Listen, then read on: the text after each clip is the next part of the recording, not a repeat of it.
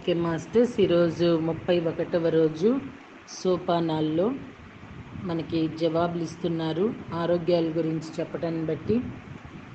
ప్రశ్న: మత్తు పదార్థాలకు ఎందుకు బానిసలవుతారు?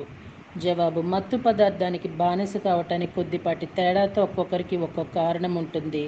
కానీ ప్రధానమైన కారణాలు ఏమిటంటే ప్రాణభయం, ఎమోషనల్గా బాధ, భూమి మీద జీవితంలోని కాఠిన్యాన్ని తప్పించుకోవటానికి డ్రగ్స్ సహాయపడతాయి.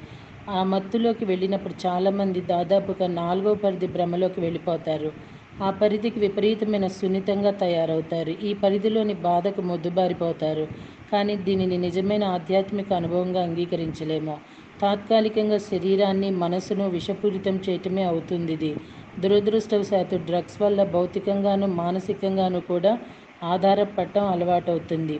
జీవిత విధానమే నాశనమైపోతుంది. శరీరం, మనసు భ్రష్టుపట్టిపోతాయి.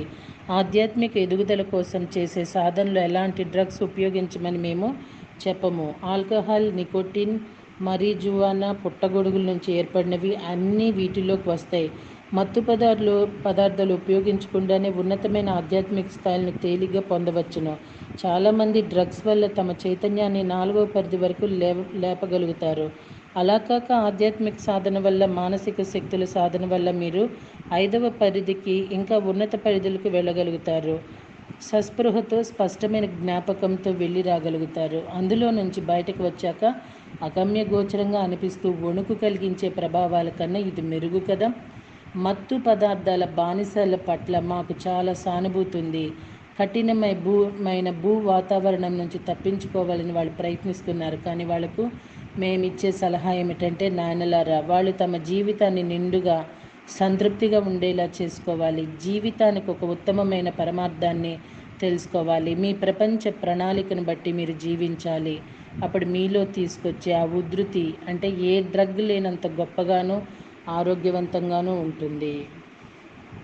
మరొక ప్రశ్న అండి. నా తండ్రి చనిపోయి 5 ఏళ్ళైంది. నా తల్లికి బ్రెస్ట్ క్యాన్సర్ ఇప్పుడు వచ్చింది. ఈ రెండింటికి మధ్య ఏదైనా లింక్ ఉందా? జవాబు: తప్పకుండా. తరచూ ఏం జరుగుతుందంటే, మనకి ఏదైనా ట్రాజడీ జరిగినప్పుడు దాని తాలూకు నెగిటివ్ ఎమోషన్ అంటే దుఃఖాన్ని మొదట మన ఆరా లోపల, దానికి సంబంధించిన మన శరీర భాగం లోపల నిలుపుకుంటాము. మీ తల్లి తన దుఃఖాన్ని తన హృదయంలోనూ గుండెలోనూ దాచుకుంది. ఆ దుఃఖాన్ని కౌగిలించుకున్నదని చెప్పవచ్చు. అది ఆమెలో క్యాన్సర్ ఎదగటానికి దోహదపడింది. ఆమె ఇప్పుడు తన బాధను వ్యక్తీకరించడం అవసరం. అలా వ్యక్తీకరించి దానిని మొదట తన ఆరా నుంచి, తరువాత తన శరీరంలో నుంచి వదిలేయటం అవసరం. అలా రిలీజ్ చేసినట్లయితే అప్పుడు ఆమె కోలుకోవటానికి చాలా చాలా అవకాశం ఉన్నది.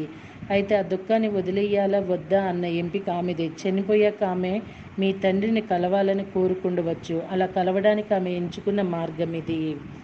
ఓకే అండి, మళ్ళీ రేపటి రోజున మరొక ప్రశ్నతో మీ ముందుకు వస్తాను. థ్యాంక్ యూ వెరీ మచ్ అండి.